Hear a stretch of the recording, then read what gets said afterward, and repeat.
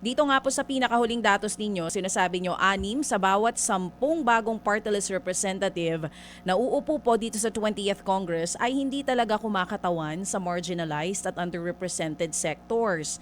Gaano po kabigat ang implikasyon nito sa kabuuang representasyon dito sa papasok na 20th Congress? Alam po ninyo, minorya na nga yung party list nominees natin sa Kongreso at dapat na ibinibigay na ito at ipinauubayan na sa mga nasa laylayan sa lipunan sana o yung mga tunay na kumakatawan sa mga laylayan sa lipunan.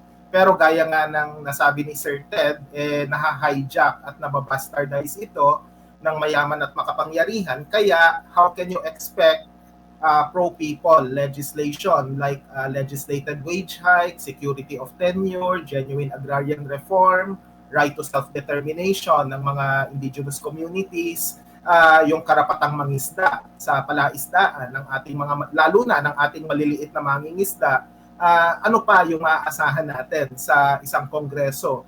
Kung yung isang party list representative na sinasabing pro-worker, sila pa yung pumipigil sa mga panukalang batas hinggil sa legislated wage hike halimbawa. Kaya malaki ang implikasyon nito para sa mga nasa laylayan sa lipunan. Pero para sa mayaman at makapangyarihan, dalawang bagay lang yan ang tinutugtog nila habang nasa mamahaling sasakyan, happy days are here again, at celebration ng Pulendagang. So hanggang dun lang.